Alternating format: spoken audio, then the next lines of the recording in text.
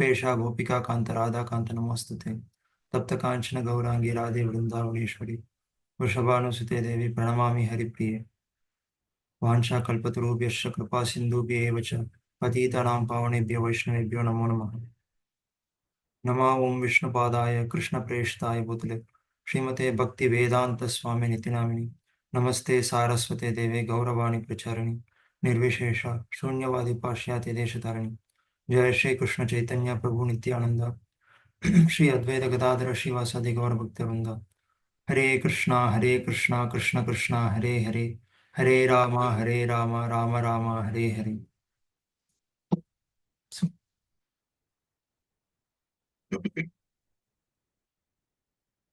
So, I thank all of you for this session on Srimad Bhagavatam. So today we are going to discuss chapter 5, Narada's instruction to Vyasadeva. So in the previous class, I explained the questions by Sanaka Muni, Saunakadi Rishis to Suta Goswami. And they were explaining that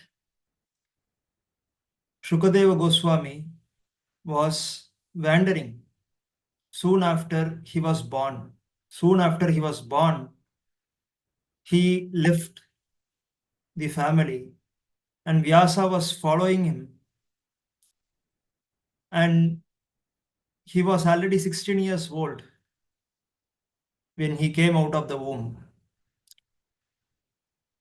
And he was already a liberated soul. So even when he was born, he was not subjected to the illusion.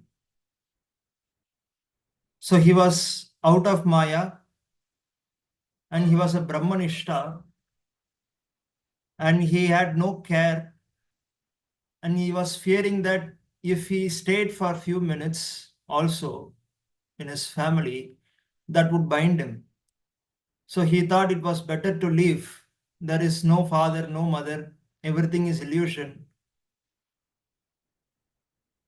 I am supposed to leave this family. And so he was leaving and Vyasa was following him from behind. And as he was passing by a river where Deva Kanyas were bathing,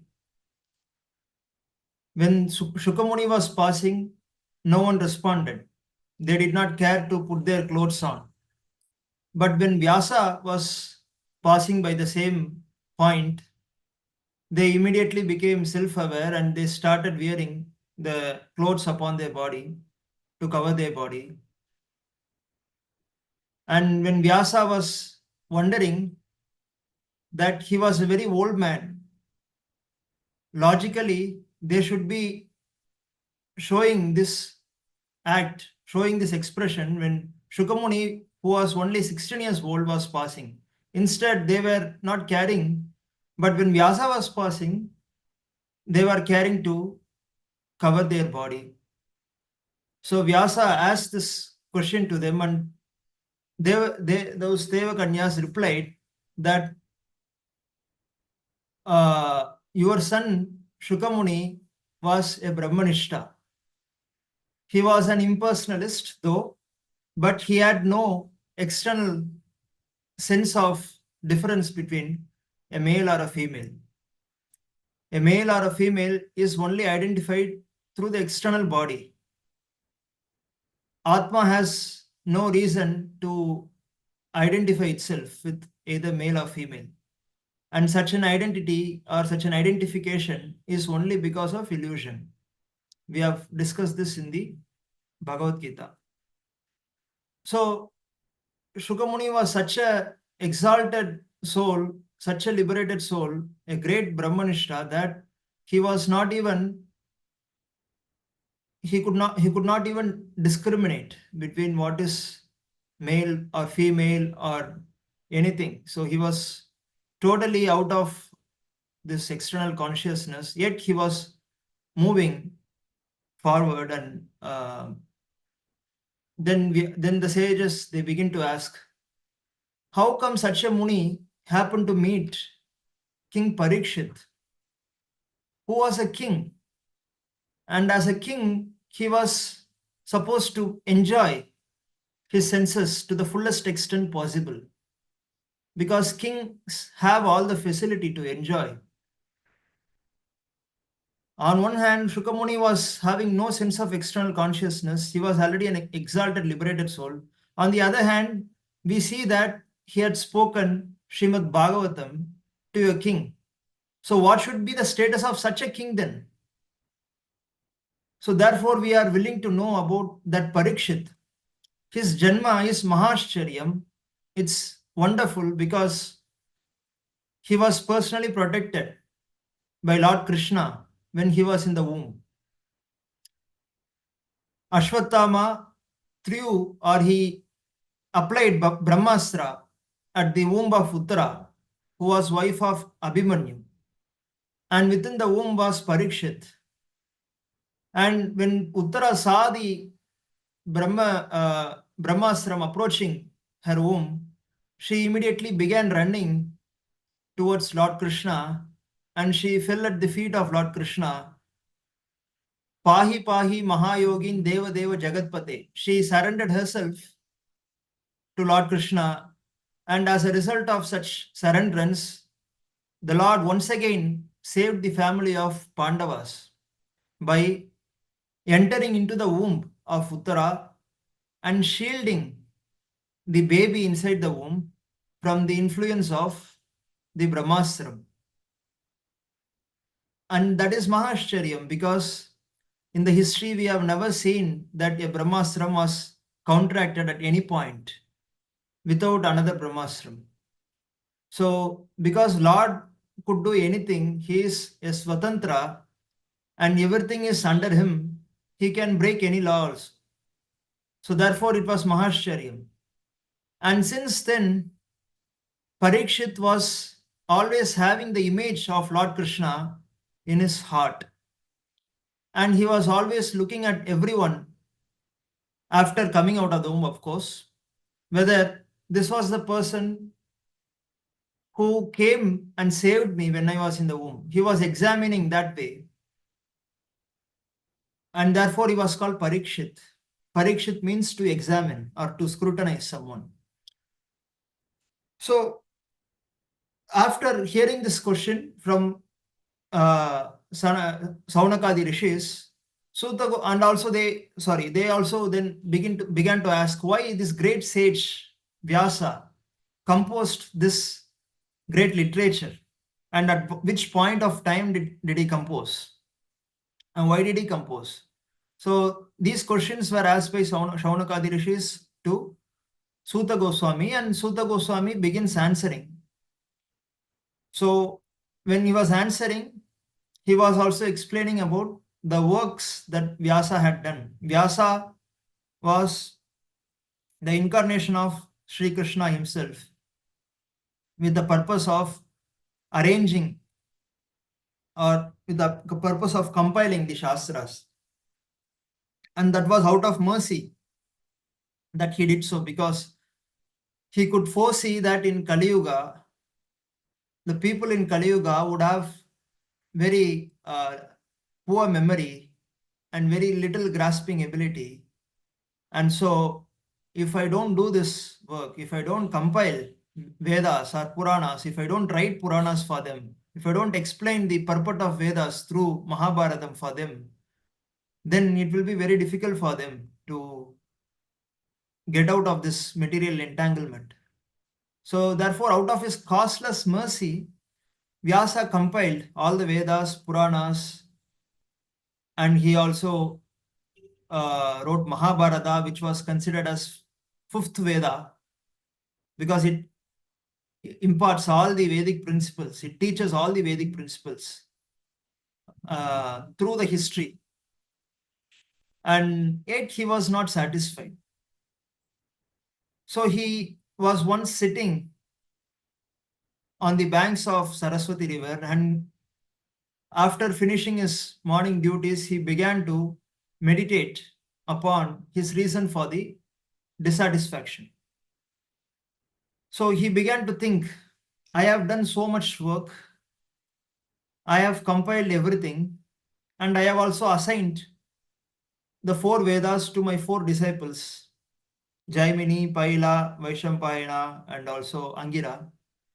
So each of these disciples was given uh, one Veda, and that way each of these four disciples has taken the responsibility of spreading the Vedic principles to their disciples, and then also write extensively on that. For example, Jaimini wrote extensively on Karma Kanda portion. So he was advocating karma as the way for jivas. So he wrote Karma Mimamsa. And similarly, other rishis also propagated the teachings of the Vedas, and they gave their own work. They wrote their own work, and so he considered all that I have done so much work, yet I am feeling dissatisfaction because I have not sufficiently described devotional service in my work. So, thinking that way, when he was meditating and contemplating, he could see Narada coming to his hermitage. So, Narada appeared on the scene, and that's where we are beginning today's session. So, Narada appeared, and as he appeared, immediately, respectfully, Vyasa welcomed Narada, and with great respect, he gave him an elevated position to sit, because Guru is always supposed to sit at an elevated platform. And then uh, he began to address. Narada began to question Vyasa. Parasharya Mahabhago Bhavataha Kachidatmana Paritushyati Shariratma Manasa Evava. Parasharya means son of Parashara Muni. You are Mahabhaga, you are greatly fortunate. Bhavataha Kachidatmana. But by considering the self, Kachidatmana, Paritushyati Sharira Atma Manasa. By identifying with Sharira Atma or mind, by identifying with the body or mind, Kachit Paritushyati, how can one get satisfaction? So one may wonder, why should such a great sage like Vyasa be subjected to the illusion of considering Atma as one's body or mind? Was he lacking in knowledge? He has composed so much of work, spiritual literatures. Was he lacking in the knowledge? And then uh, he clarifies, Jignasitum susampannam apite mahad adbhutam. You are fully inquired, Jignasitum, you are fully inquired, you are well versed. It is not that you are not knowledgeable. It is not that out of ignorance that I am asking this question to you.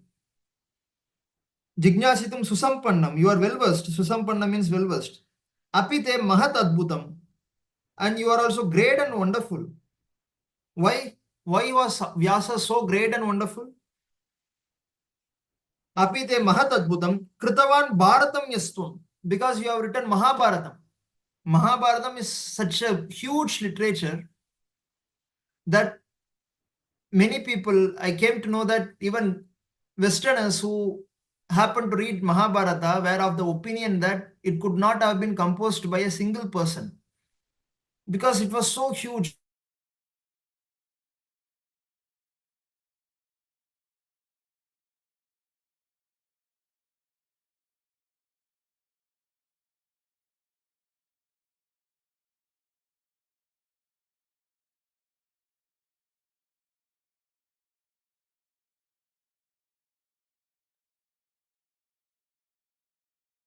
Maybe it's a network issue.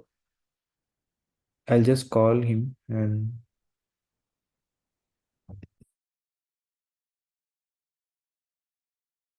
Okay, Prabhuji.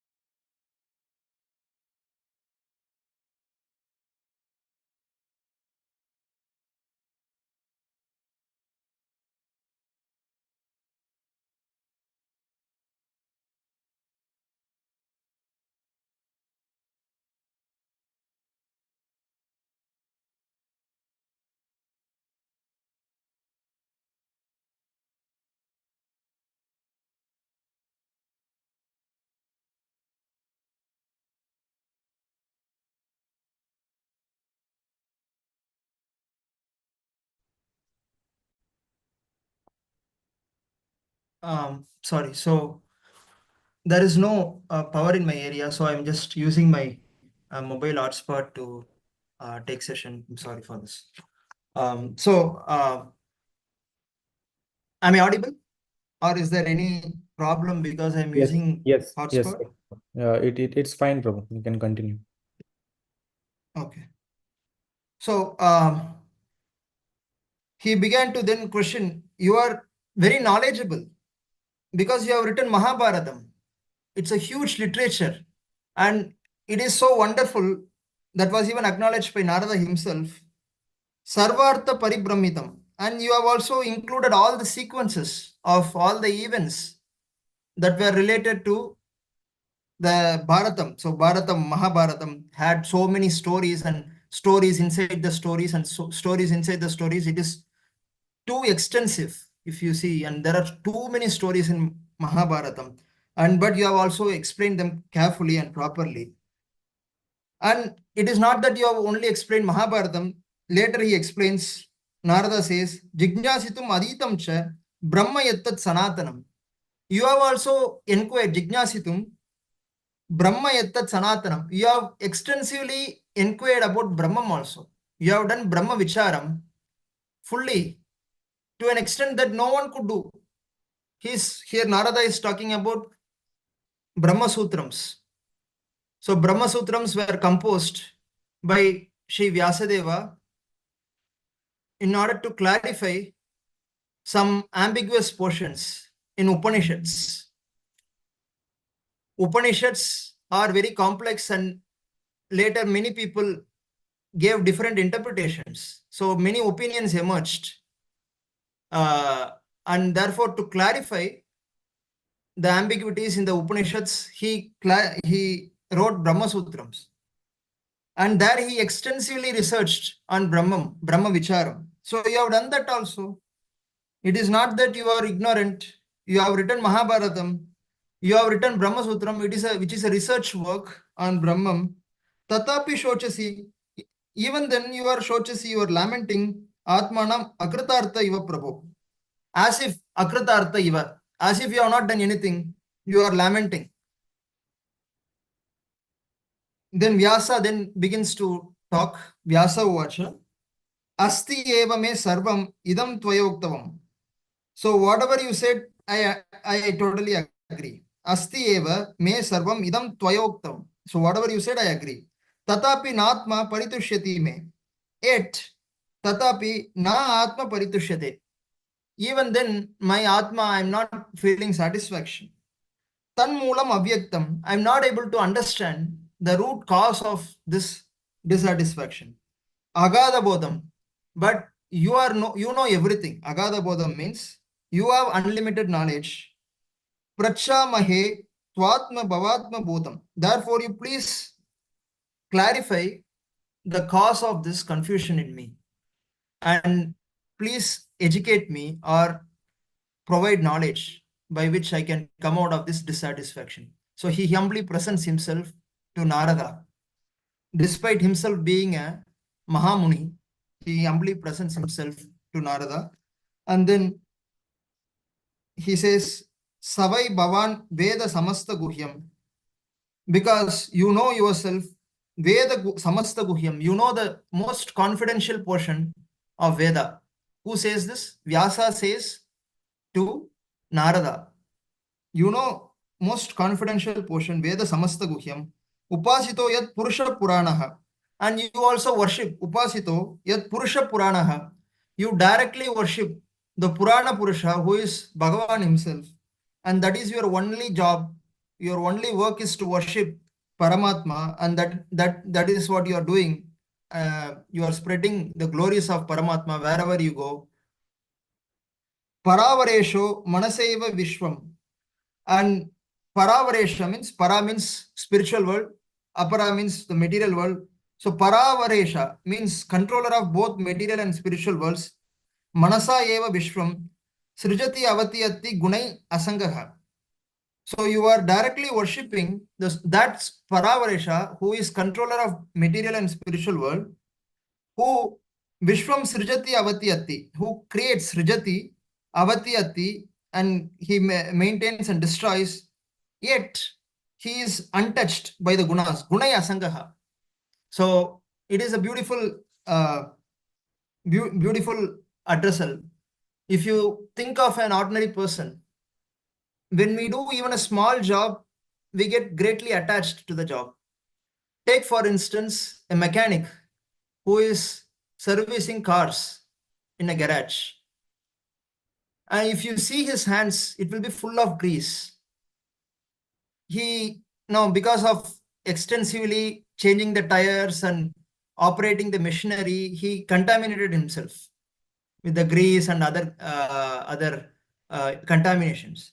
But here there is a Purana Purusha who is Srijati Avati Atti. So he is creating the entire universe. He maintains the entire universe for a certain period and he withdraws the entire universe.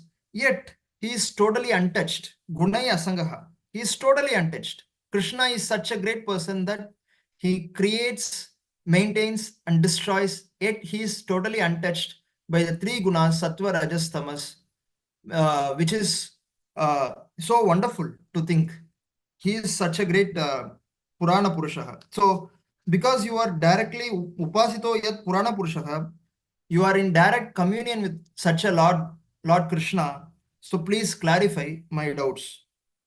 Tvam Paryatan Arka Iva Trilokim.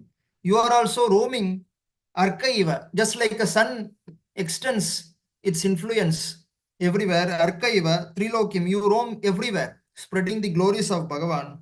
Antascharo Vayu Rivatma Shakshi. And you also enter into the hearts of everyone. Vayu Riva, just like air, just like Vayu enters even little small impenetrable portions, you enter Antasharo into everyone's heart, Ivatma Shakshi, and you are just like a Paramatma himself. You are like a Shakshi, witnesser. Paravara Brahmani Dharmato Vrate. And you have also taken the Dharma as your Vrata. Snatasya me Nyunam Alam Vichakshva. So therefore, clearly explain what is the deficiency in me. I have done so much work, but I'm still feeling deficient. And you are the only person capable of explaining this deficiency and clarifying my confusion. Therefore, I am submitting myself to you. Then Sri Narada then begins to say, Sri Narada Vacha, Bhavatanudita Prayam, Yasho Bhagavato Malam. So you have Bhagavata Anudita Prayam, Yasho Bhagavato Amalam. Yasho means fame. You have not explained Yasho Bhagavato Amalam. Amalam means spotless fame of Bhagavan. You have not explained Bhavata Anudita Prayam. You have not explained sufficiently. Enaiva sau na tushyeta manyeta darshanam kilam. Darshanam means philosophy. Tad darshanam kilam. Kilam means waste. That philosophy is totally waste. Enai na tushyata. When Bhagavan is not satisfied, tad darshanam kilam, that is totally waste, that philosophy. This is my opinion. Manye, I think so. So Narada, therefore, indirectly points to the deficiency in the work of Vyasa. Vyasa has written so much of work, so much of wonderful work, yet Narada says that it was lacking the proper description of the glories. Yasho Bhagavato Amalam. Bhagavan's yashas, Bhagavan's glory is not sufficiently described in those literatures, say Narada. यथा धर्मादयश्चार्थ मुनिवर्या अनुकीर्तितः. And you also explained dharma, artha, kama, moksha. Dharmadi, you have explained the Munivarya, the greatest of the munis, Anukirtitaha. You have explained them in detail and beautifully you have explained. But similarly, Natata Vasudevasya Mahimahi Anuvarnitaha. Natata, but similarly you have not done Vasudevasya Mahima. You have not explained the glories of Vasudeva, Anuvarnitaha. You have not constantly described the glories of Vasudevasya Mahima in your work. Nayat Vachas Chitra Padam Harer Yasho. So then he says, Narada further says, Nayat Vachas Chitra Padam. So you may create wonderful work, literature work. Chitra Padam, you can create it beautifully. Very appealing way you can create, and you can also have the grammar taken care of properly and everything you can do. Nayat Vachas Chitra Padam Harer Yasho. But if it doesn't talk about Harer Yasha, glories of Hari, Jagat Pavitram Pragranita Karhichit, which is capable of purifying the entire universe, Jagat Pavitram Pragranita Karhichit, such a work which doesn't describe the glories of Hari, even though it is beautifully composed, Chitrapadam, Tatvayasam Tirtham, that is the prey, that is enjoyed by Vayasam, means crows. If you see crows, they always take enjoyment in some dead bodies or the decomposed food items or so on. So they never take pleasure in beautiful river, for instance. They always take pleasure in the dirty, in the contaminated flesh or something. So he says, Narada says, your work, that because it is not describing the glories of Hari, even though it is beautifully composed, that is only liked by the crow-minded people who don't look for the most beautiful things. Just like a swan. Swan always enjoys in the clear water. Nayatra Hamsa Niramanti Ushikshaya. Hamsa means swan. But so here there are two birds that are taken as examples by Narada. So crows always take pleasure in filthy objects, whereas Hamsa, swans, always take pleasure in beautiful water, in clear water. So because your work is lacking the glories of Hari, maybe it may be liked by some people, but those people generally have crow mentality. Therefore, it is not liked by Paramahamsas, the great sages. So here Hamsas could mean Paramahamsas. The great sages don't take pleasure in your work because it doesn't describe the Hari's yashas. Tadvag Visargo, Janataga Viplavo.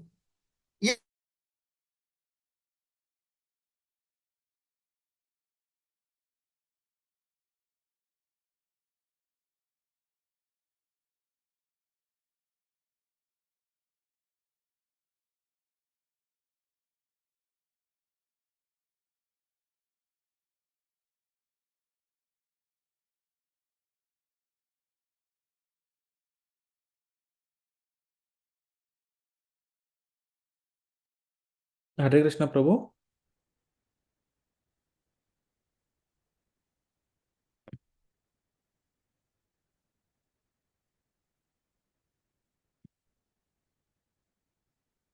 Yeah, devotees, just please be on the line. I'll check Yep. with you. Sorry. Am I audible? Yes, Prabhu. Yeah. Tadvag Visargo Janataga Viplavo. Even if the work has mistakes in every shloka, Yasmin Prati Shlokam Abadhavati Api, but if it still glorifies Namani Anantasyesha, unlimited glories of Bhagavan, that is accepted by sadhus. Shunvanti Gayanti Grananti Sadhavaha. That is heard. Gayanti means that is glorified. Grananti means accepted by sadhus. So sadhus will only take pleasure in works that describe the glories of Bhagavan, even though such works are imperfectly composed. So this is, then he goes on to say, Naishkarmyam api achyuta bhava varjitam. One may be self-realized also. So here he goes on to the next level. One may be self-realized, Naishkarmyam api, Achyuta Bhava Varshitam. But if such a self-realized person doesn't have the Achyuta Bhava, the devotion towards Achyuta, Achyuta means someone who doesn't fall. Achyuta means to fall. Achyuta means to not fall. So the Lord who never falls from his state, from his status, from his glories, is called Achyuta. So a self-realized person could be already established in self-realization, Naishkarmyam api, but if he doesn't have the attachment towards Hari, api Achyuta Bhava Varjitam, Nashobate Jnana Malam, that is not beautiful. Nashobate, that is not good. Jnana Malam Niranjanam, he may also have Jnana, whereby he can distinguish between the body and soul, spirit. He may have that Jnanam also. He may be established in trance samadhi also. But if such a self-realized soul, if he doesn't possess the Achyuta Bhavam, the attachment towards Lord Hari, it is still Nashobate, it is not worthy. Then what to say of Kuta Puna Shashvat Abhadram Ishware Nacharpitam Karmayat Api Akaranam. Ishvare Nacharpitam Karma. What to speak of karma that doesn't have its goal as satisfaction of the Lord? That is very worse. That is very bad. Even if one is self-realized, if he doesn't have the attachment towards Lord or Lord Hari, that itself is bad. It is even worse if the karma is not directed towards the Lord. And why is he saying so is because Vedas have Karma Kanda as one of the sections where there are various prescriptions as to how one can enjoy the heavenly life or how to get a beautiful wife, children, or home, how to lead a happy life in this world. So Vyasa has elaborately described in Karma Kanda. He has compiled Karma Kanda. Of course, he didn't write it. It is part of Vedas. But later, Jaimini has written Karma Mimamsa, where he has elaborately described various karmas, various yajnas, whereby one can go to heaven and enjoy there for many millions of human years and so on. So here Narada says that, so here we have to understand Bhagavatam is at a different level. So we are not decrying those Vedas or those Vedic portions that prescribe various regulated ways of sense gratification to various people. We are not decrying that. But Bhagavatam level is such that it is already at a starting stage itself, it is at an elevated position, at an elevated consciousness. Here Bhagavatam is not caring about such karma, which only entangles a person to this world more and more.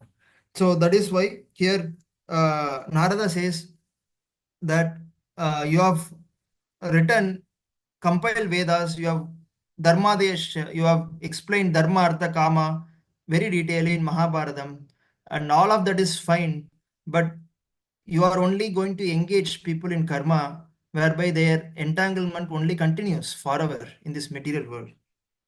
Ato Mahabhaga Bhavan Amogadrik. Oh, greatly fortunate Vyasa, your vision is perfect. Amogadrik. Shuchi Shrava Satyarato Drudavrataha. And your glory is also spotless. Shuchi Shravaha Satyarato Druda Vrataha. So you have accepted the Satyam, the truth as your Vratam. Therefore, I urge you, Urukramasya Kila Bandha Muktaye. You please describe the glories of Urukrama. Urukrama means someone who performs incredible activities, amazing activities. Urukramasya Akila Bandha Muktaye, which is Krishna. Akila Bandha Muktaye. So you please describe the Urukrama's activities, whereby Akila Bandha, the entire universe can be liberated. Akila Bandha Muktaye. Samadhina Anusmara Tat Vicheshtitam. You please go to trance. You meditate on the Urukrama's activities, Lord's activities, and you will then know what to write. You will know what to write in Bhagavatam. So please go into Samadhi state and meditate, contemplate on Lord's activities, and begin writing Srimad Bhagavatam. So that's what Narada says here. And then he continues, Tato Anyata Kinchana Yad Vivakshataha. But if you write something else, tato anyata, other aspects, if you just focus, if you leave your focus on even slightly, kinchana yad vivakshataha, if you have even slight desire to explain anyataha, something other than urukramasya akila the Lord's activities, Prithak Drishas with a separate version, Tat Krita Rupa Namabihi, that will then be considered as material work only. That will be interacting with Rupa and Nama, just like the three gunas react in various ways in all the activities that we do. So when I speak or when I walk, when I say something, the entirely we are totally subjected to the influence of the three modes. So if you describe anything else, that should be considered as material activity, because that is just a reaction of the three gunas, sattva, rajas, tamas, and so therefore it will lose its glory. So you write a literature that talks only about Bhagavan's glories and nothing else. Why is he saying is because Vyasa already had written many Puranas which describe the glories of various demigods, for instance. And he had glorified many demigods there, and also the benefits of worshipping such demigods and so on. So here, they may also talk about Bhagavan. For instance, Skanda Purana is there. We have, there are so many verses from Skanda Purana that talks about Hari as the supreme master of everyone, though it is Purana pertaining to Lord Skanda himself. So there may be some portions, even in Puranas of other devatas, demigods, that explain the glories of Hari, but the main theme is different. So the glories of Hari is only occupying a very small portion, small amount of such huge Purana. So you don't construct another Purana like that. You only focus on Lord's activity and write a Purana, write Bhagavatam. Jugupshitam dharma krite anushasatah swabhava raktasya mahan vyatikramaha. But if you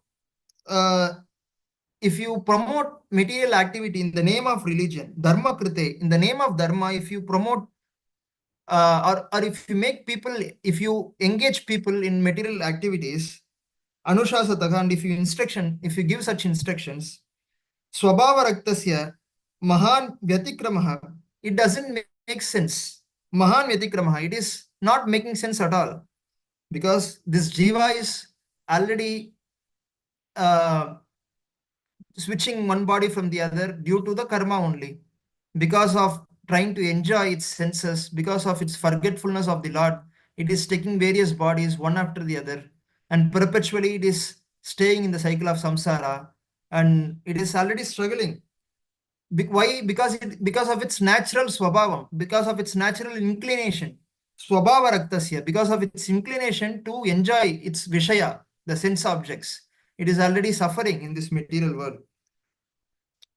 If you write the literature in order to regulate such sense gratification, that will not work, because they will not care about regulation. They will only take the portions that encourage them to enjoy the material senses. Yad vakyo dharma iti, they will say yad vakya, Vyasa himself had said, so it is a dharma iti itaraha stito na manyate tasya nivaranam janaha. So they don't consider the prohibitions. They will say Vyasa himself has said that we can enjoy in a proper way, in a regulated way, in a proper by worshipping this demigod or by doing this yajna, we can legitimately enjoy sense pleasure. Vyasa himself had said it as dharma. So there is nothing wrong in that.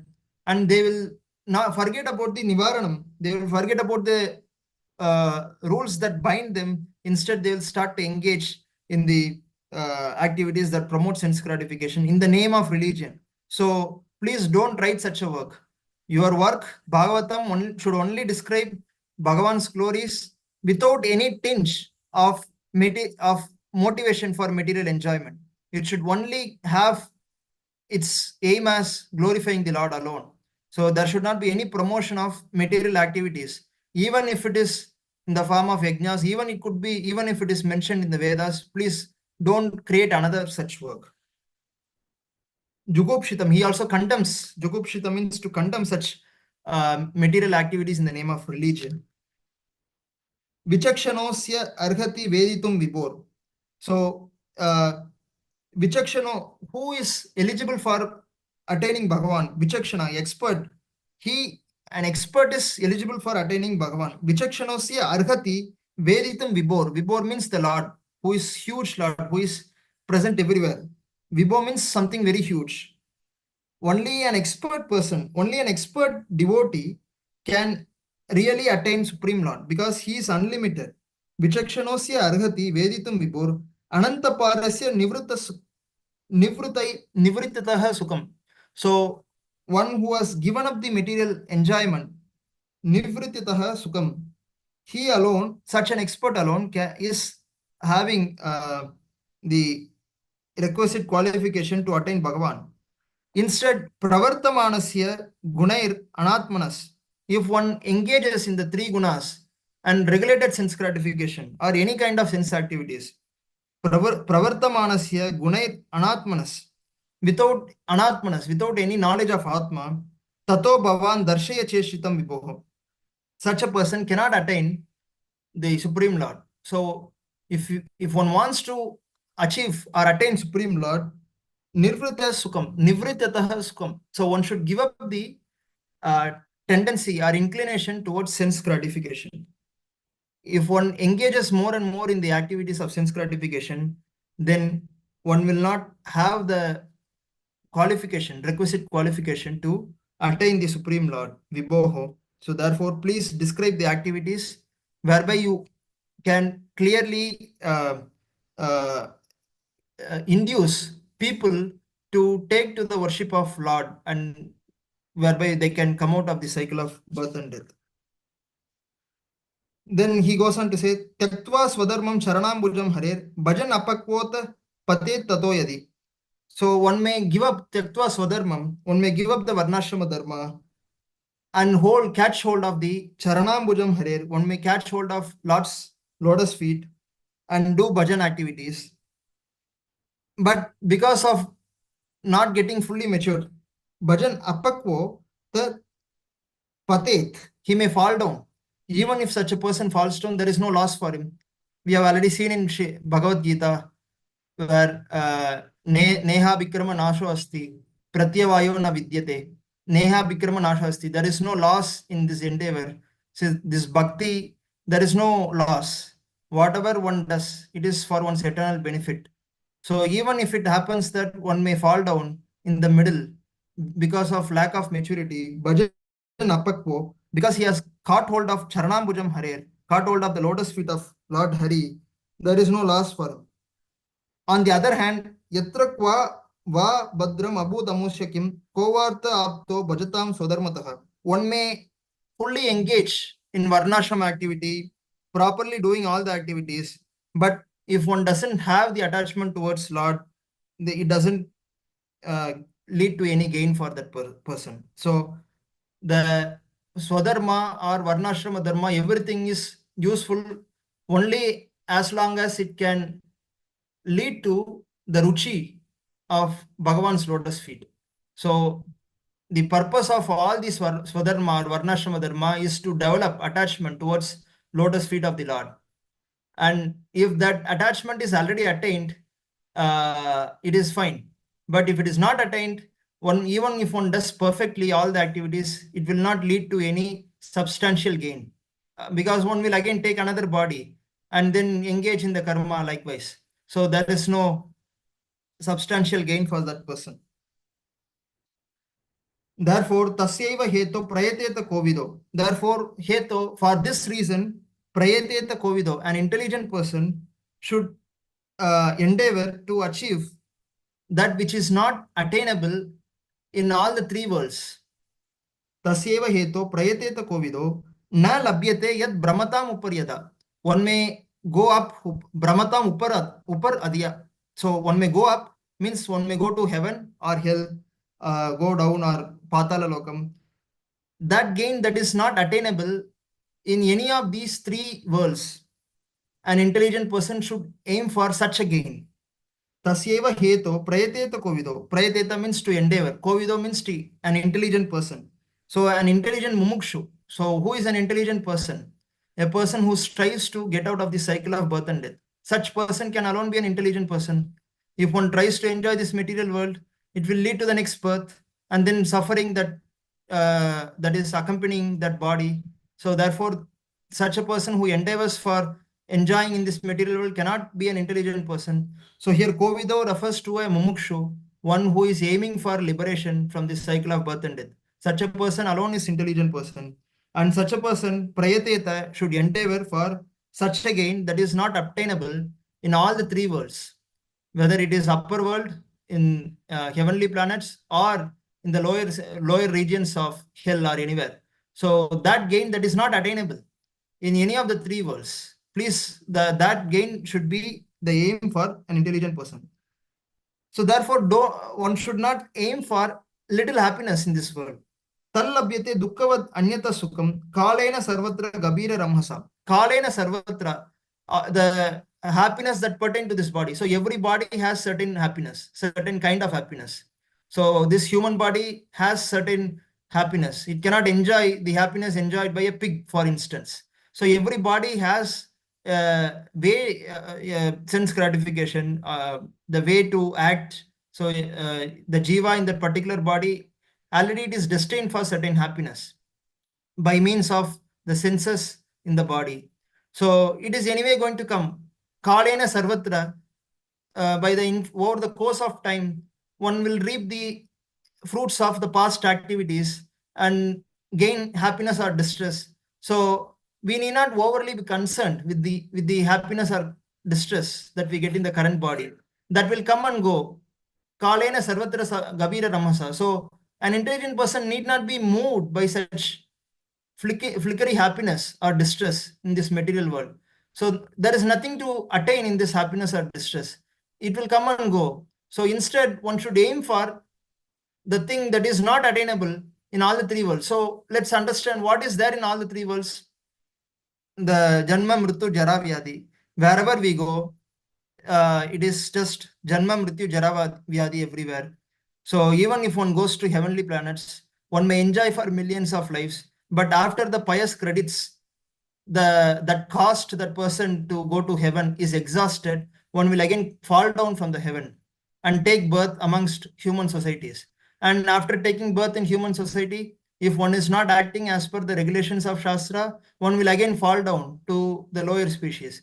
So it may be that one may enjoy several millions of human years in the heavenly planets, but it is not eternal. In the eternal time scale, it is just a dot. It is just a point in the eternal time scale. So that is not permanent. And Krishna says to Uddhava that the happiness in the heavenly planetary system is just a royal version of happiness in the earth. So in the earth also we are experiencing so many happiness, so many sense gratification. Its royal version is what we see in the heavenly planets. So even in heaven, there is only sense gratification. And that sense gratification is also temporary. So wherever we go, the sense gratification is temporary, whether it is in heaven or here or lower planetary system. Even hell is not permanent. One who is suffering in the hell, after his punishment period is over, that person will eventually take birth of an animal or gradually be promoted to the human after several millions of years. So rather than being stuck in this samsara and trying to enjoy this flickery happiness, which is not permanent, either in this world or heaven, an intelligent person should aim for eternal happiness in the association of the Supreme, in the association with the Supreme Lord in his eternal abode. And then he goes on to say, Navai Jano Jatu Katanchana Vrajan, Mukunda Sevi Anvayat Anga Samshritim. So Vyasa, even though a devotee of Lord Krishna sometimes fall down, he may fall down somehow or the other, but he certainly doesn't undergo material existence like others. So Krishna also states that in Srimad Bhagavad Gita, Apichet Suduracharo Bhajate Mam Ananya Bhag Sadureva Samantavya. So Apichet Suduracharo, because of the bad habit, because we are accustomed to the sense gratification for many millions of lives, one may be involved in sense gratification due to one's past impression. That may be possible. For example, if you just sit, even if you don't want to do anything, many millions of thoughts come out. From where it is coming? From the past impression. And we don't have any control over such thoughts. So such thoughts will come anyway because of the vasanas that we have acquired through millions of lives. And it will gradually come to the top of the mind. And when it becomes a thought, then that will start to affect us and we will want to act in certain way. So it may be possible that one may lose track because of the past impression. One may start to enjoy the material world, but that devotee is not going to suffer the material existence as harshly as a karmi who tries to enjoy this material world suffers. Because Lord Krishna immediately punishes such a person and he corrects such a person by giving that punishment, and the devotee will be soon made to realize his awkward position, and he will immediately come to sense and will start to progress further in the devotional service. So therefore Narada here states, Vyasa, even though a Lord Krishna, devotee of Lord Krishna, sometimes he may fall down somehow or the other, but he doesn't undergo material existence like a karmi, because why is it so? Smaran mukundangri upaguhanam punar vihatum. So he has already got the taste of the lotus feet of the Lord. He had already got the how taste. He had already experienced the higher taste, and that will stay in the mind forever. So if one is suffering, for example, if one is suffering in this material world, we need not explain that suffering. Everyone can understand that one is suffering, right? We are trying to enjoy something, but we don't get that. So that is natural. So if we get some higher happiness, we will never forget that because we are already in a state of immense suffering in this world. So a devotee of the Lord always carries in his mind that higher taste, and that will bring him back to his past glory, to his past glorious state, and he will continue his spiritual progress. So there is no need to worry, even in the worst case scenario for a devotee. For a karmi, he has to suffer. He will suffer like a dog, whether in this world or in heaven. He may enjoy in the heaven, he will fall down here. So his suffering is different from devotee's suffering. So it is still profitable only. It is beneficial to a devotee. So you have to write Bhagavatam whereby so that the devotees take pleasure in relishing the lotus feet of the Lord, and that will constantly stay in their memory and it will never leave. So once we start to relish the lotus feet of the Lord, it will forever stay. Once we start to relish the Bhagavad Gunam or Bhagavan's Leelas, it will we keep reminding ourselves of that, and we get higher happiness and spiritual happiness, and Bhagavan will take us towards him. So idam hi vishwam Bhagavan ibetaro yato jagat sthana nirodha sambhavah taddi swayam veda bhavams tatapite pradesha matram bhavata pradashitam. So this supreme personality of Godhead is himself the cosmos. Idam hi vishwam Bhagavan. So this Vishwam, this universe, is non-different from the Lord. So this law, so there is some people say this universe was created by the Lord. That is a fact. And then there is some people say Lord has himself expanded into the universe and all the beings. That is also fact. Both are fact. He himself has created this universe, and he himself has also expanded into this universe. So in both ways, it is justified. So he is the creator also. He also has himself expanded to the universe. So in both ways, he is karta as well as the ingredient. He is the karanam for this creation, and he is also the ingredient of the creation. Idam hi vishwam Bhagavan ivetaro yato jagat sthana nirodha sambhavah. So the Supreme Lord himself is the cosmos, yet he is aloof from it. As I said in the beginning, he creates Srijati Avati Ati Guna Asanga. So he doesn't contaminate himself with the three gunas, though he creates, maintains, and destroys. So he is aloof from it. His individuality is not lost. He can create millions of such universe, and he can expand into such millions of such universe, yet he can be the same Lord, his power doesn't diminish, and he can be a localized person also, and not just one localized person. He can also expand into millions of localized lords, just like he expanded in the Brahma Vimohana Lila. So the Lord, he expanded into all the cows and calves and gopas and his friends and so on. The same Lord expanded. So so that's why it is called inconceivable. We cannot imagine or conceive of the glories of the Lord. He can simultaneously expand into all, and he can also be aloof from it. The same Lord is the Vishwam in itself, and he is also aloof from it. From him only has this cosmic manifestation manifested. In him it rests. So this Jagat is resting on him. So, for example, if there is a painting, if you see a painting on a wall, the painting is resting on the wall. So the wall is the foundation, it is the basis, it is the Adharam. Just like that, just like a painting is existing on the wall, this whole universe is resting on him. Itara yata yata Jagat Sthanam, from whom this Jagat is existing, Jagat Sthanam, Nirodha Sambhavam. Then Nirodha means in whom it is getting destroyed. Sambhavaha, after destruction, again it will be created. So in whom everything, these three happens, creation, destruction, and also protection, in whom it all happens, Swayam Veda Bhavan. You know this Lord. Narada says to Vyasa that you know this Lord, who is the Adharam of this entire creation. Entire creation is resting on him only. Krishna himself states, Sutre Manigana Iva. So this entire universe, he says this in the 7th chapter.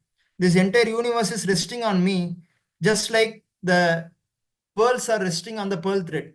So we don't see in the background. No, we are not able to see Krishna here, right? But without him, this Jagat will not exist. It is he who, in the background, who conducts everything. For instance, there are so many laws that are operating in this universe.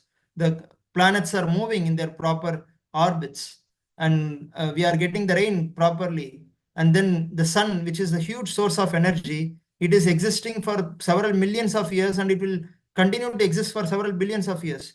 So someone has made this arrangement whereby this whole universe is existing and it is being conducted, the universal affairs are being conducted without any difficulty. So Swayam Bhavan, Swayam Veda Bhavan, you know this Lord.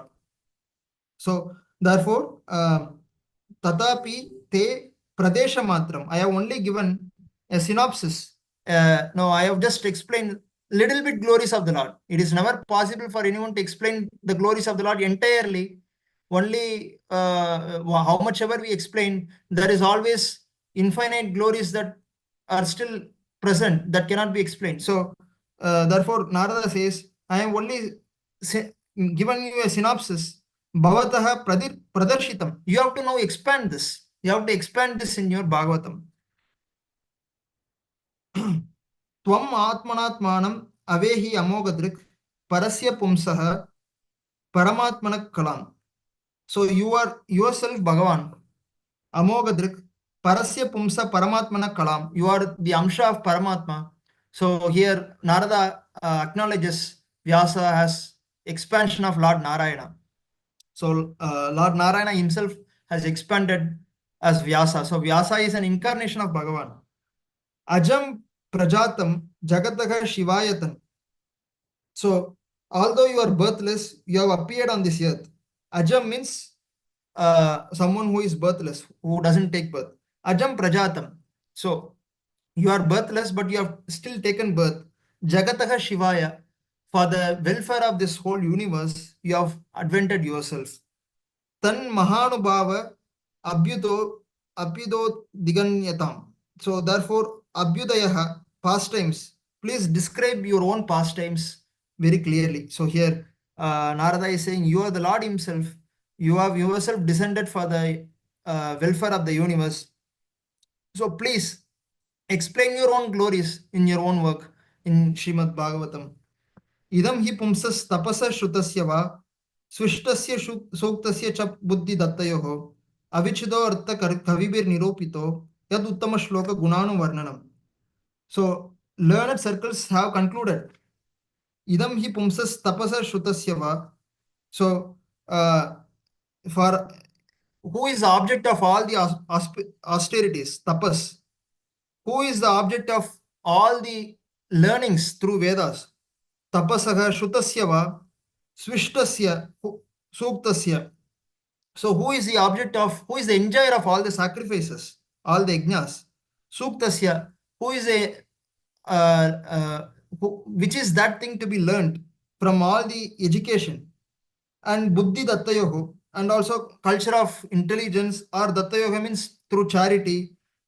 The objective of all the tapas, all the learnings, all the yajna, all the education, spiritual education, and the cultivation of intelligence, and the objective of the charity, idam hi pumsas, that Lord, avichito artha kavibir nirupito. So the great learned circles have concluded that the purpose of all this, the cultivation of knowledge or austerity or Veda Adhyayanam or Yajna or anything, any charity, it is Lord alone who is the purpose of all these activities.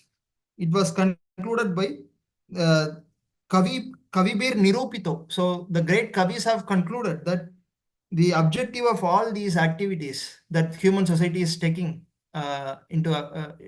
is doing is the Lord alone.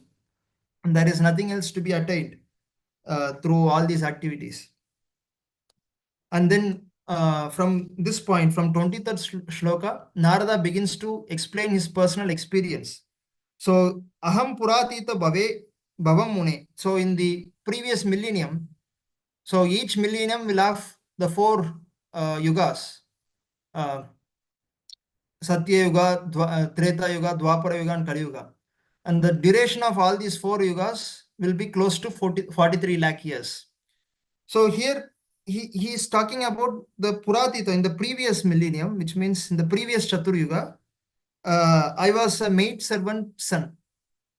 Aham Puratita Bhave Bhavam Mune Dasyastu Kashyashana Vedavadinam. So in the previous millennium, I was born as a son of a maid servant. Dashyastu Kashyashana Vedavadinam. And I was engaged in the service of Vedavadis, the Brahmanas, the Vipras, who are Vedantis. And they were staying here for 4 months. Nirupito Balaka Eva Yoginam Shushrushane Pravrishi Nirvivikshatam. Pravrishi Kalam means in the rainy season. Shushrushane means I was engaged in the service of these these Vedavadis, the great Brahmana sages, for 4 months. So for 4 months, I got their association. So it is very important for one to take association of great rishis, great sages, and be educated from their knowledge. So here Narada himself got an opportunity to take association of the sages for 4 months. And what was their nature? Te mai apeta kila chapale arpaka. So they were very chapal. So I was also a very young boy, and I was not playing Dante. I was self-controlled. Adrita Kridanake, I was not sporting like others. I was very calm, and I was very obedient boy. And whenever I used to sit in their circles, they used to take care of me because I was a very small child. And I was also, and they were also very impartial to me.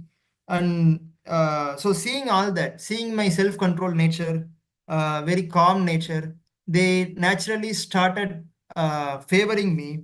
And Alpa Bhashini, I also don't speak much. One who doesn't speak more than required is Alpa Bhashini. So I don't speak much. So seeing all these good qualities in me as a young boy, they started taking care of me.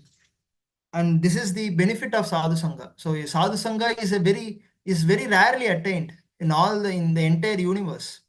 But if we become object of their favor, if we become object of their costless mercy, then Bhagavan himself will recognize, and he will elevate such a person, and the spiritual progress of such a person will be very, very rapid. So just like here, this maid servant's son No, maid servant means it's very, no, it's not respectable, at least in the societal terms. And son of a maid servant, that too in the forest, he got the association, he got the sadhu sangha with these Veda, no, Brahmana sages and Vedantavadis. And also, Narada also used to take the remains of their food, Uchishta Lepan. So, whatever food they eat, he used to take care, take with their permission, Anumodito. After getting their permission, he used to take the Uchishta Lepan, the remnants of the foodstuff by those great sadhus, Sakritsma Punje. So, in the past, I just Bunje, I used to take the food, remnants of the food left by them, and that Tada Pashta Kilbishaha, that immediately destroyed all the sinful reactions that I have collected over many millions of lives. Just like Bhagavan also says in the Bhagavad Gita, Yajna Shishto Shino Santo Muchyante Sarva Kilbishai. So when we take the prasadam, that was first offered to the Lord, and then we enjoy, that will destroy one sinful reaction that was committed for many, many millions of lifetimes. Sakritsma Bunje Tadapashta Kilbisha, Evam Pravartasya Vishuddha Chetasas. And that purified my heart. Evam Pravartasya Vishuddha Chetasas. Tad dharma eva atma ruchi. So I developed attraction. It became very natural for me to be in their circle. I liked that circle. I liked their discussions. Always they discuss about Bhagavan, and they don't discuss about anything else. Always they think about the welfare of the society. So naturally I was infected by their influence. Tad dharma eva atma ruchi. That dharma became my ruchi. I got attracted to that dharma. So this is the next step. After one gets sadhu sangha, through their association, tadapashta kilbishai, anartha nivritti will happen. That will destroy all the kalmashas, that will destroy all the dirty gunas, dirty characteristics, dirty thoughts in us, and vishuddha chetas. Our consciousness will be purified, and then we will start to develop attraction towards Bhagavata Dharma naturally. So there is something so beautiful in this. So we start to feel that, and we want to engage ourselves more and more in that. Then Tatranvaham Krishna Katha Pragayatam. Whenever they sit together, they will start to discuss only about Krishna Katha Pragayatam. Anugrahena, due to the mercy. So Anugrahena Anugrahena Ashanvam Manoharaha. Manohara means that is very attractive. This Krishna Katha that they are discussing, the glories of the Lord that they are discussing, it is so attractive. Shraddhaya me Anupadam Vishnvataha. So I began to enjoy Anupadam at every step. I began to think about the Lord, His glories. Naturally, I was attracted to that, and I started to enjoy that. I started developing taste towards that due to the Shraddha that I had in them. Tad Shraddhaya me Anupadam Vishnvataha Priya Shravasi. So the Lord is called Priya Shravasi. So when we start to hear about Him, we start to love Him. Priya Shravasi. So that's why Prabhupada glorified Shravanam. So when we start to hear about the glories of the Lord, naturally, just by thinking of Him, the glories, hearing Him, when the glories enters through our ears, it will enter our thought naturally. Then we will start thinking about it naturally, and thinking about His greatness, our chitta shuddhi will automatically happen, and then the ruchi will be enhanced. We will start to progress. So, and we will start to enjoy every step. Each step, when we walk, we want to chant Krishna's name. We want to think about His activities. Just like Rukmini also developed attraction towards Krishna just by hearing from Narada. Narada, whenever he used to come to Rukmini's palace, he would describe about Krishna's glory. Rukmini would keep on hearing it, and she started developing love towards Bhagavan. That's why Bhagavan is called Priya Shavas. So just by Shavanam, just by hearing about him, we start to develop love towards him.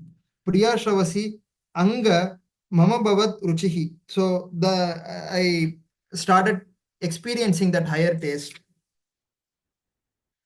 And then Tasmin Stada Labda Rucher, I got the taste. Mahamate Priya Shavasi askalita matir mama. So then the Lord entered my attention. My attention towards him became unflinching. So he entered my thought. And as my taste developed, I could realize that it was only in my ignorance that I had accepted gross and subtle coverings. So that is called realization. So right now we theoretically understand that this body is different from Atma, and we are trying to cultivate that knowledge. But that will also come to our realization when we start to engage in this, in hearing the glories of the Lord, and when we start, when we develop that ruchi, the taste for hearing the glories of the Lord for his activities, then automatically it will naturally be our realization. Naturally, when we think, we will think that we are not this body. So that state is possible. So that is proven by Narada. So Narada, as a young boy, he got that realization. So during these two seasons, the rainy season and autumn season, for the 4 months, he had the opportunity to hear from the lotus mouth of those great sages and chant the glories of the Lord Hari. And then his path towards liberation started. So Lord Chaitanya used to say, Lava Matra Sadhu Sanghe Sarva Siddhi Hoya. So just by association with Sadhu, for a Lava Matra, for a moment, one's pathway towards liberation, one gateway towards liberation is opened immediately. So that is the glory of sadhu sangha. So sadhu sangha is the Krishna says to Uddhava, sadhu sangha is the most rarely attained benefit in all the universe, because there is nothing as glorious as sadhu sangha. It will change one's heart totally, and one will give up the karma that was causing the birth. So karma is the cause of our birth.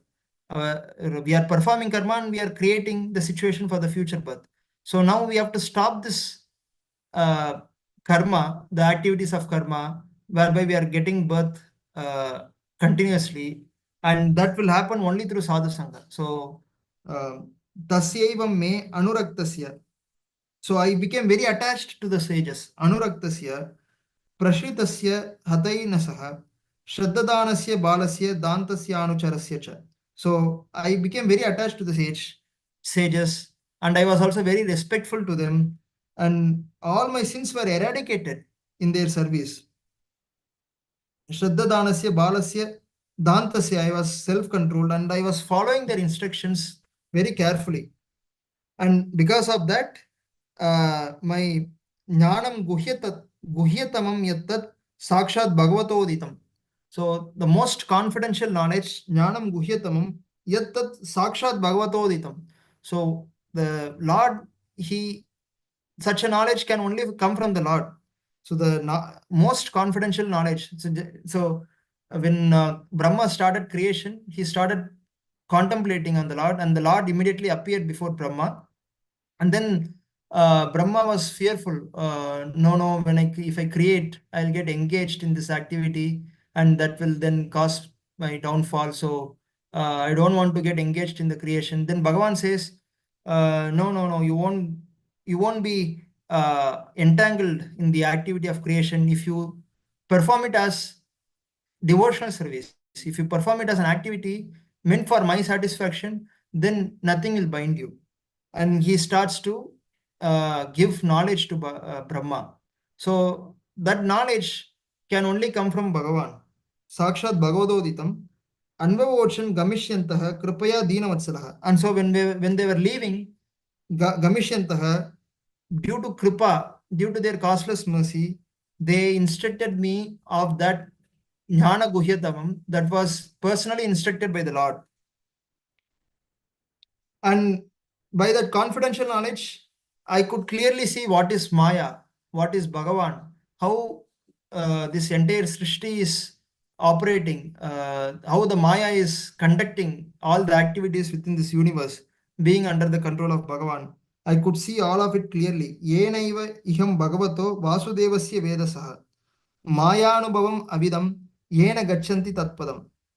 So I can see Lord Krishna as the creator, maintainer, and annihilator of everything. I can see how he is controlling the Maya, and how this Maya is putting all the jivas in the illusion, and how he is the master of Maya, I started clearly seeing all that, said Narada. And yetat samsuchitam brahmams tapatraya chikichitam. So tapatraya means there are three kinds of miseries. So we sometimes get miseries due to our own body and mind. Sometimes others will give us miseries, or sometimes we get miseries due to some calamities. So there are three kinds of miseries. That's called tapatraya. Tapatraya chikichitam. So the remedy to these three kinds of miseries was concluded samshuchitam brahmam by the great people. They have decided that chikichitam for tapatrayam yadishwara bhagavati karma brahmani bhavitam. So the chikichitam, the remedy by which we can come out of this greatest disease called karma, is by performing the activities unto the Bhagavan, by dedicating karma brahmani bhavitam, by performing one's karma only for his satisfaction, just like how Bhagavan instructed Brahma at the time of creation. If you do the creation, but you do it as my seva, then you won't be bound. If you even do a small task, but if you do it for your own interest, that will bind you. So it is not the magnitude of the task that matters. What matters is what we are dedicating that activity to. So that matters. And so the same karma that was binding one person to this world, to this samsara, can be made into chikichitam, can be made into a medicine if that karma is engaged with knowledge for the satisfaction of the Bhagavan. So it is same karma, but in one case, when it is performed with ignorance, that is causing one's bondage to this samsaram, and one is perpetually suffering, trying to enjoy this material senses. Whereas in the other case, when the karma is performed for the sake of Lord, as a dedication to the Lord, then that will lead to the liberation. So it is just the question of how we are performing and what is motivating that karma. That only matters. So, and here Narada himself says, Amayo yascha bhutanam. So the diseases sometimes, Amayo yascha bhutanam jayate yena suvrataha tadeva hi amayam dravyam na punati chikirshitam. So what is causing one's suffering, one's disease, the same thing can also be applied for one's chikichitam. Tadeva hi amayam dravyam. So the same foodstuff that caused the disease can be used as a medicine. I guess this technique is the principle behind homeopathy, if I'm not wrong. So they try to use this principle to devise the medicines which are made of the ingredients that cause this very same disease. So here Narada is taking that example. So karma is causing one's body. Because of karma, one is creating various bodies and suffering in this world. But the same karma can also be a means for liberation if it is performed not as a karma for one's own self-enjoyment, but as a method to satisfy the Lord. So therefore, when all evam naranam kriya yogaha sarve samshruti hetavah tayevatma vinashaya kalpante kalpita pare. So thus, when everyone's activities are dedicated to the service of the Lord, those activities that caused the perpetual bondage will itself become the destroyer of the bondage. So it is the same thing. Evam naranam kriya yogaha sarve samshruti hetavaha. Sarve samshruti. Samshruti means material existence. Sarve samshruti hetavaha. That kriya that caused samshruti hetavaha, that is the cause of this material existence. Te eva. The same kriya. Te eva atma vinashaya kalpante kalpitaha pare. Kalpitaha pare. Pare means unto that Lord, if one performs it as a if one gives the fruit of the action to the Lord, Tayeva Atma Vinashaya, so that itself will destroy that tree of work. So here, banyan tree, Krishna talks about banyan tree. He compares the material existence to a banyan tree in Bhagavad Gita. So, and he says that one has to cut one has to cut the tree through the sword of detachment. Uh, so just like that here, in the Bhagavatam, Narada says to Vyasa that so you encourage people to perform activities for the sake of satisfying the Lord. So you write such a literature that describes the glories of the Lord and that encourages people not for sense gratification, but for sake of acting for the satisfaction of the Lord. So that is called Bhakti Yoga. And just one has to keep thinking of Krishna in every activity. Kurvani yatra karmani bhagavat chikshaya sakrit.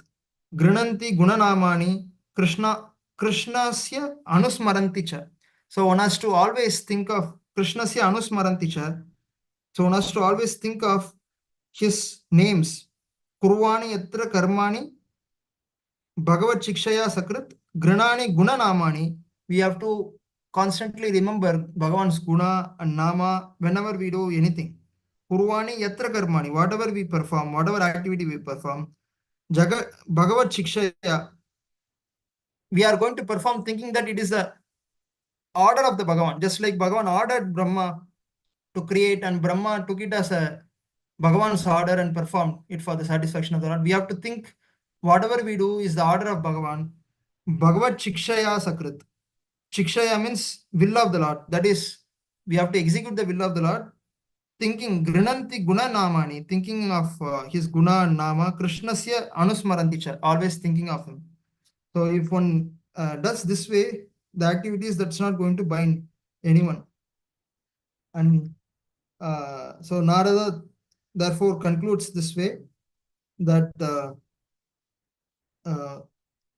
Vyasa should engage himself in writing Bhagavatam for explaining the glories of the Lord. So this Bhagavatam is only about that. In every page of Srimad Bhagavatam is just the glorification of the Lord. So therefore,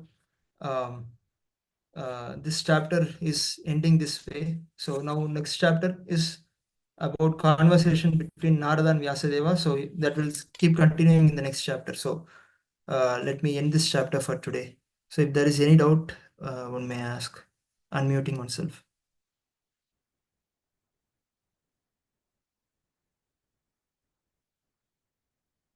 Or if there is no doubt, then we can close for today.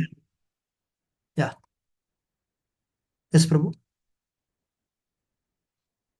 Okay, so I think we can end for today, and tomorrow Kranti Prabhu will take the next chapter. So thanks for joining. Hare Krishna. Hare Krishna ji. Hare Krishna.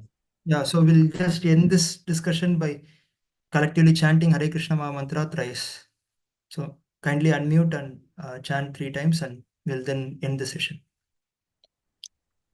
Hare Krishna, Hare Hare Krishna, Hare Hare Krishna, Krishna, Krishna Hare Krishna, Hare Krishna, Hare, Krishna Hare Krishna, Hare Rama, Hare, Rama Hare Rama, Rama, Hare Hare Hare. Rama, Hare Rama Rama, Rama, Hare Hare Hare, Rama, Hare Rama Hare Krishna, Rama, Krishna, Hare Krishna Krishna, Krishna Krishna, Hare Krishna, Hare, Hare Hare Hare, Rama, Hare Rama Rama, Rama, Hare Hare Rama, Hare. Rama Hare, Hare Krishna, Hare Krishna Rama, Krishna, Hare Hare Rama, Rama, Hare Rama, Rama Rama. Rama Hare Rama, Hare Krishna, Hare. Hare Krishna, Krishna Hare Krishna, Rama, Hare Rama Rama, Hare Hare, Hare. Hare Rama, Hare Rama, Rama Rama, Hare Hare.